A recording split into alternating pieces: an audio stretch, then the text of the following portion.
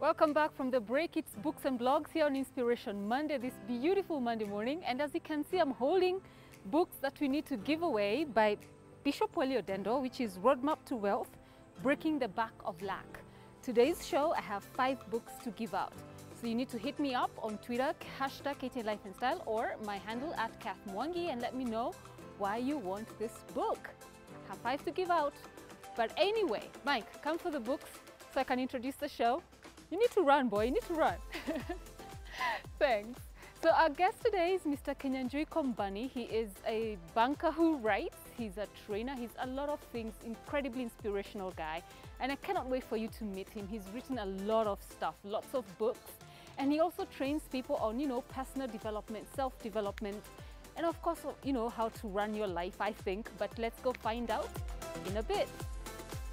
Why are you holding that particular book? Because it's my newest book. Oh, you have like 1,000 here. We'll talk about them. I have a particular liking for this one. Is it? Yeah, okay, we'll talk about it. Yeah. But let me first know, where does a banker find time to write?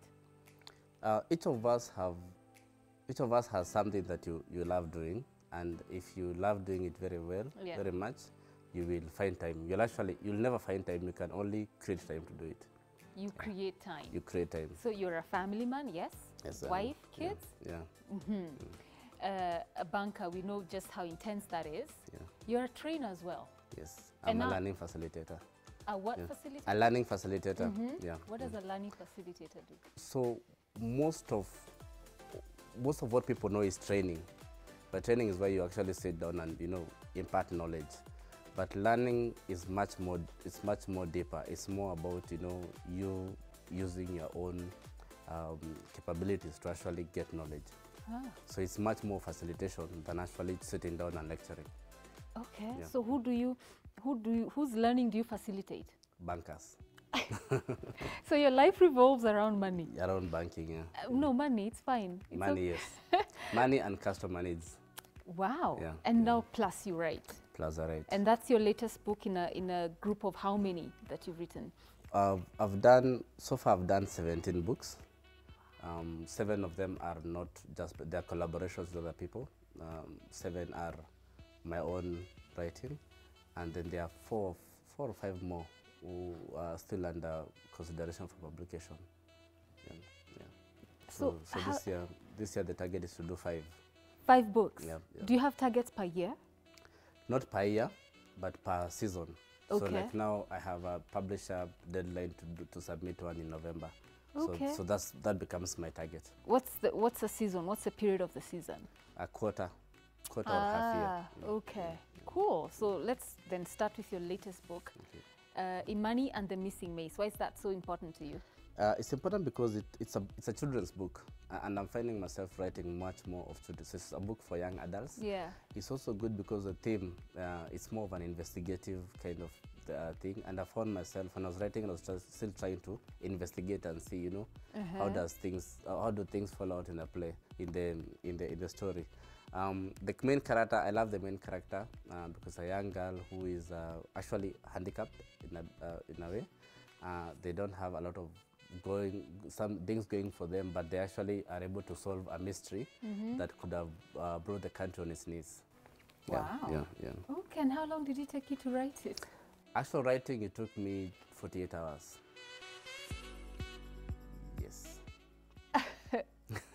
That's like a whole weekend, Saturday, Sunday done? Yes, Wednesday, and I submitted on Friday morning. Yeah. So 48 hours, so it means that Wednesday you didn't go to work? Yes, and I didn't sleep. So it is one of those things that I will not do again. Yeah. You do once and you don't do again. Yeah. Because I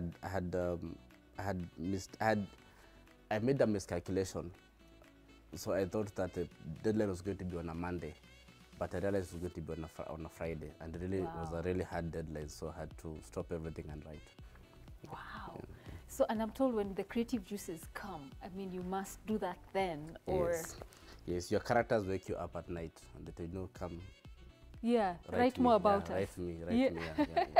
Okay. And how do you balance your writing with your role as a family man?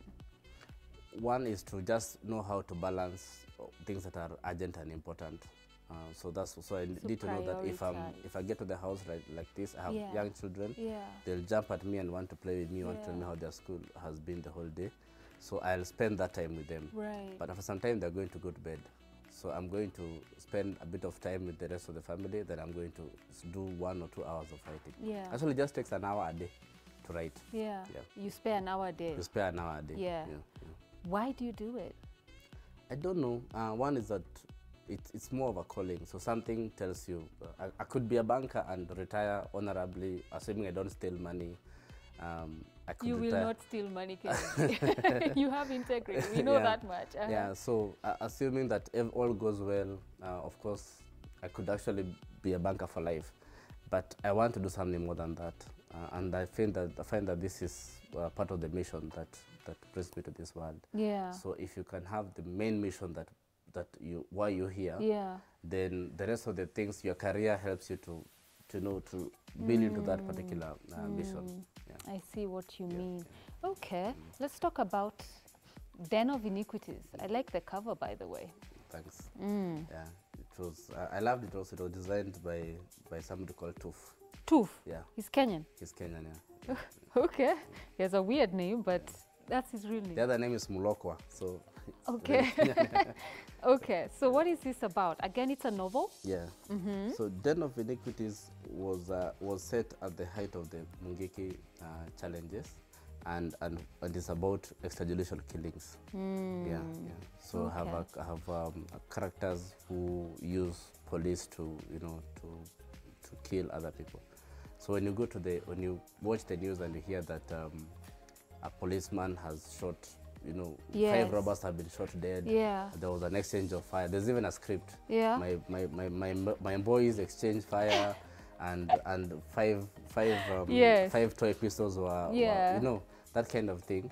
So I want to investigate further because I've discovered that it's not always the case. A lot of extrajudicial killings. We saw the havoc that was there in Sicily a few months ago. Things like that. So you have killer police gangs, and you have killer non-police. Den of Iniquities explores that story, that narrative, as we know it ourselves. Yes, it's a what if kind of story. What if the person who's been shot dead is not a thief? Okay, so let's talk about let's see, The Birthday Party, another kiddie book. Tales. So the story behind that is that the Kenya Yearbook, the Kenya Yearbook is a big book that the Kenya Yearbook prints every year. There's a board that actually does a book about Kenya, and it's very numbers heavy. It talks about our economy, our people, our history, our culture, but it's not very easy for children to understand it. So we did a project with the Kenya Book Board to actually do this series of books based on the Kenya Yearbook. Easy to understand. So, easy to understand for children with a lot of photos. And it's a series of 6 books that we did from ages of ECD to all the way up to class 4. Each has a different topic? Each has a different topic. So there's giant picture book. There's a new teacher. So we are a group of 6 writers who are my friends. So this is one of those collaboration work that I've done. So when you say 6 writers, this work is birthed from 6 writers? Yes. Wow. So you come together, we brainstorm over a couple of months. So whose name then goes on the book? All our books, all our names are there. Where? I can see that. Jenny as contributors. Stephen Maina, Carol Kimutai. Where do I know that name? She's a journalist. She was. She was. Okay. Martin Boro. Okay, cool. And then who does the illustrations then? Once you give the publisher the text, the publisher sources for an illustrator and the designer. So your work is just to submit. Into pictures. This is so good. And then are they given out to the kids? They actually sold. Yeah, so they're available in the bookshops as well. So it's a series of 6 books. This one is actually a coloring book, so kids below the age of school will be happy for that. This is so beautiful. So you sit and decide, okay, we are going to have, now these animals. Wow, this is really good.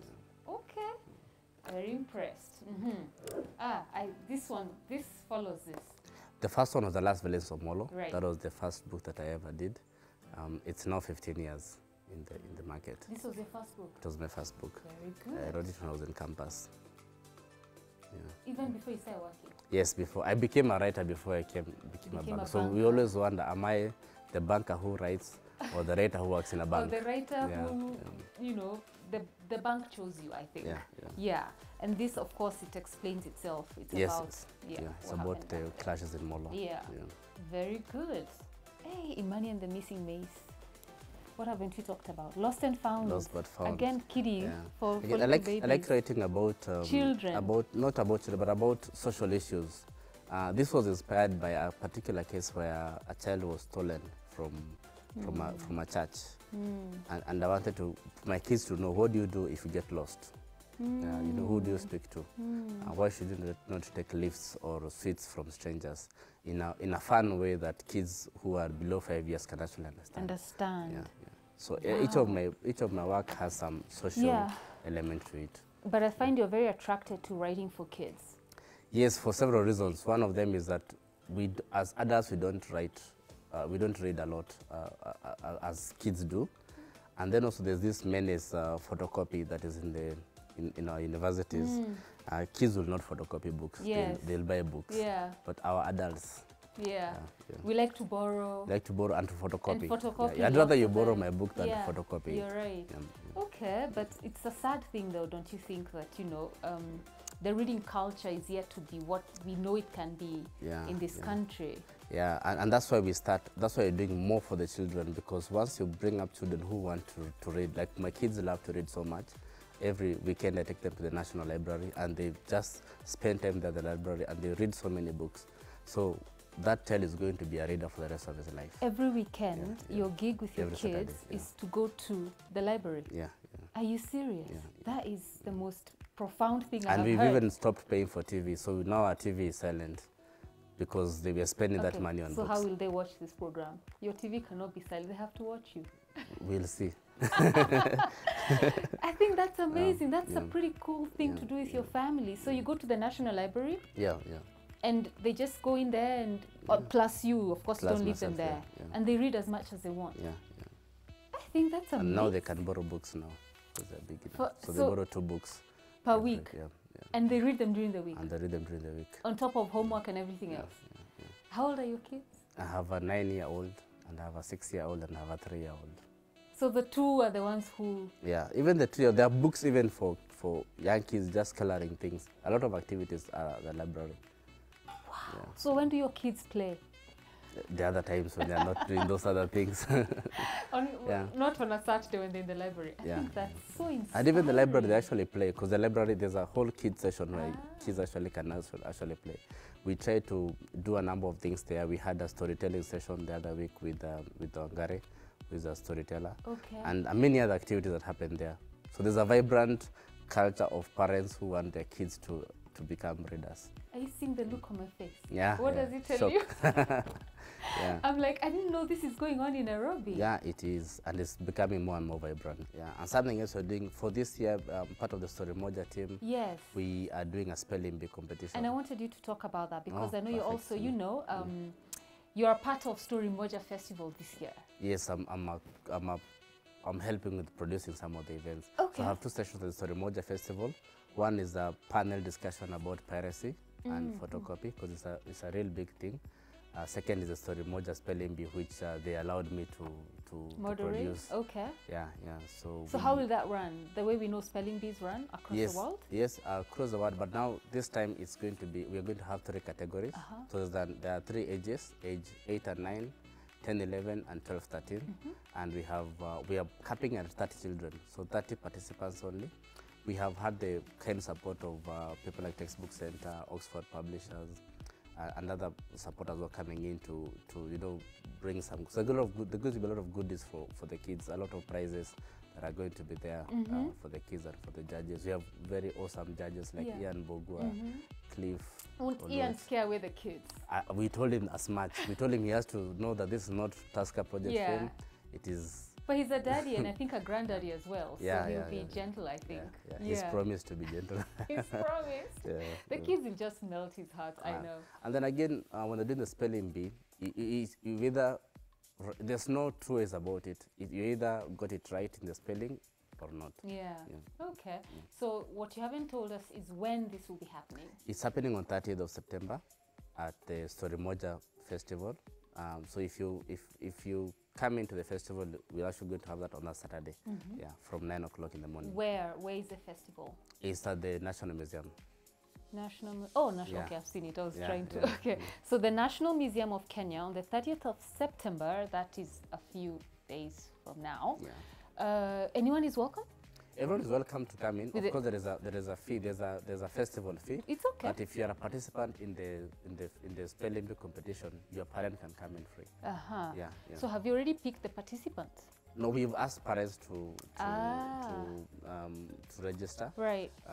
We've asked parents to register with Story Moja. There's actually the website on the Story Moja Festival website, and the deadline for registration is actually 15th of September. Yeah. Okay, so let's make this simpler for the viewers. So, Story Moja Festival, Google that, then you get the website. Then you go into the website and register your child for spelling bee. There's an age cap, which is 13? 8 to 13 years. 8 to 13 years. So if your child falls under that age bracket, just register him or her, and hopefully, you know, they'll be selected to participate in the spelling bee. And even if they're not selected, I think it's a really good event to just, you know, go and have fun with your child, let them mingle with other children who just want to know how to read, to write, to spell, right? They can come. Yeah, they can come. Yeah. So it's going to be a really beautiful family event at the National Museums of Kenya this September the 30th. So I think just Google. Do you have the website? StoryMojaFestival.com. Oh yeah, there you go. StoryMojaFestival.com. Brilliant. Or also, I can also be able to provide give your number. Can you give your number? I can give my Twitter handle. Yeah, or even email. Or email, Kinyanjui.Kombani@gmail.com. My Twitter handle is @kkombani, and I'm also on Facebook and Google Plus and all social media. There you go. K Kombani, Twitter, Facebook, Kinyanjui Kombani. Or just call us. Just ask Life and Style, the guy who was on your show, how can we get in touch with him? And you know, we'll hook you up. But I think it's a beautiful thing. Even what Story Moja Festival is doing for book lovers and now kids, isn't it? Yeah. I really, really celebrate that. Okay. Because now it's in 10th year. Yeah. And we've had a lot of conversations there. A decade long. Of book lovers, and so that's where actually we'll find also Kenyan authors, like lots of them from Africa. A lot of African authors. Yes. It's a festival like no other. So what goes on at the festival? So we have all manner of things. We have master classes, we have panel discussions, we have book launches. So many things happen at the festival. And it starts from which day? It starts from 27th, if I'm not wrong. 27th to 1st. So 27th September to 1st October at the National Museum. At the National Museum. And there's just an entry fee and... there's an entry fee of 1,000.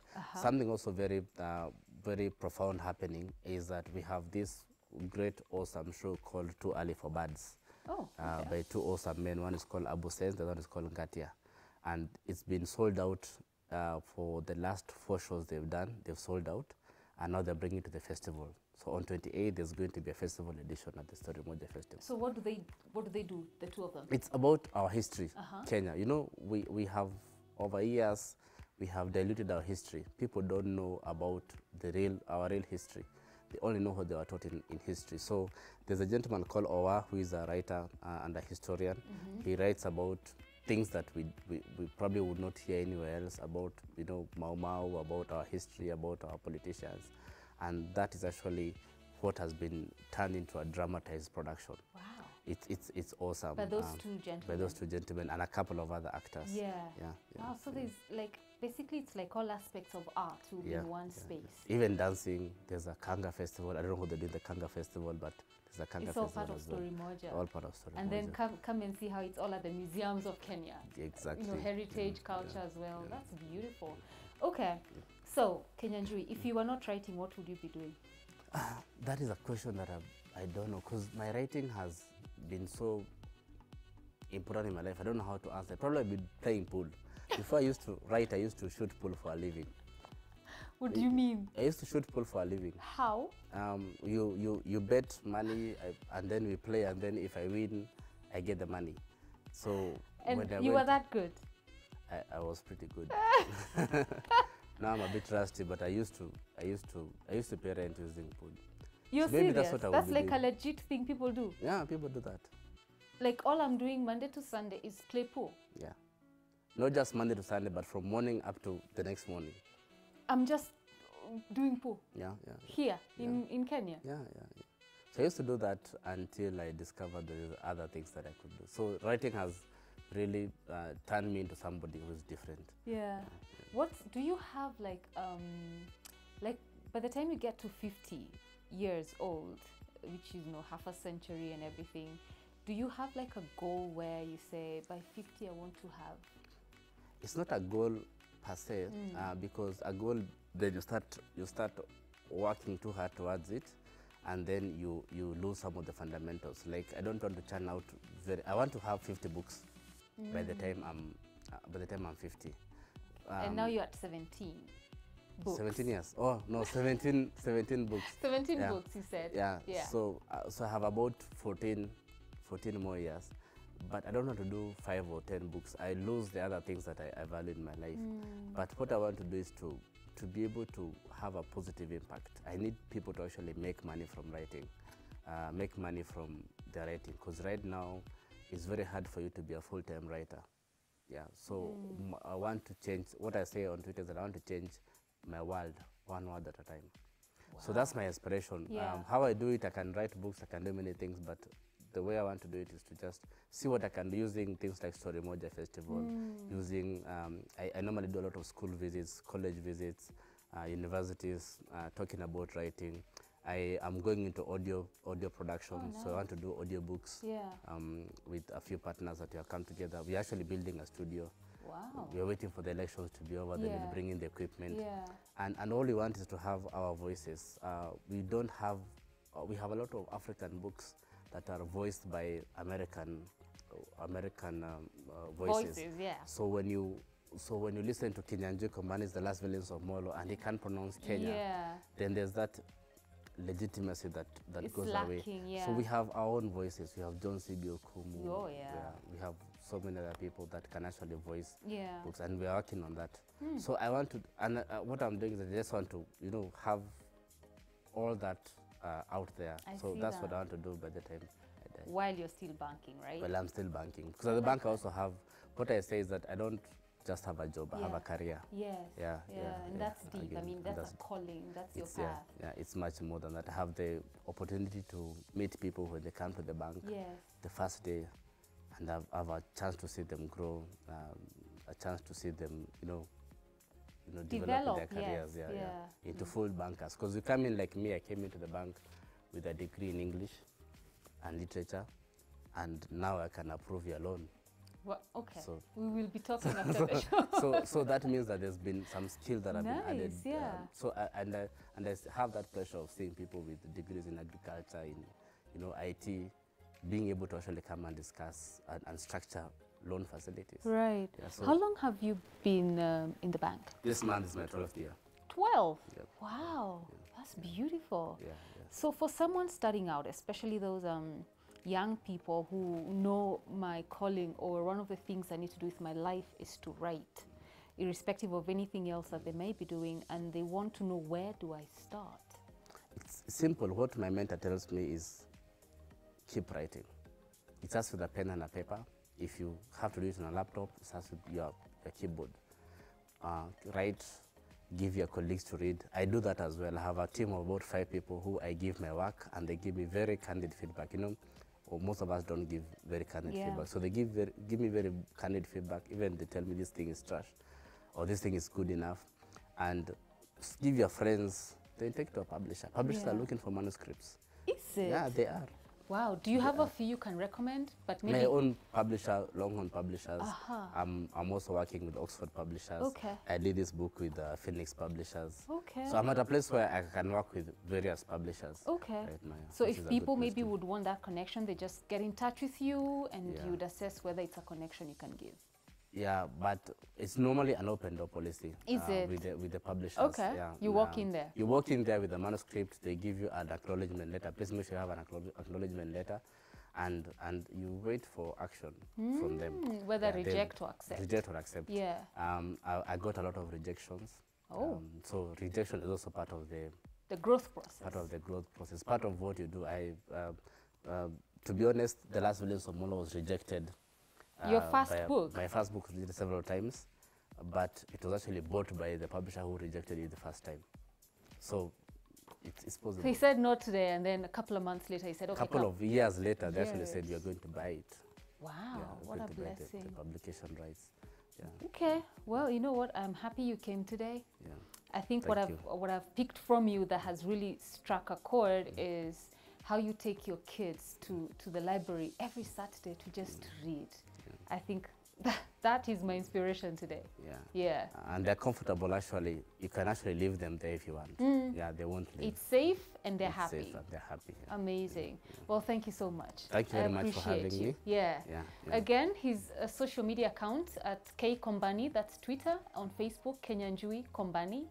On Google Plus, same, Kinyanjui Kombani, right? Same, yeah. Yeah, so just... Or my website.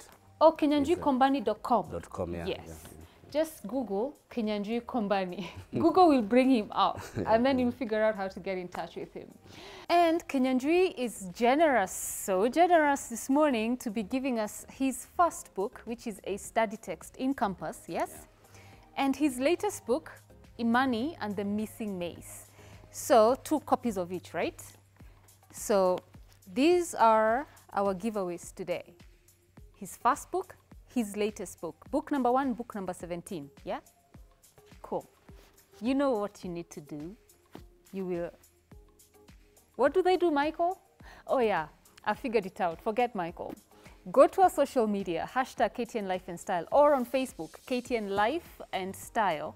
Let us know what you have gleaned this morning from Kinyanjui Kombani that you know you will do or start doing in your life.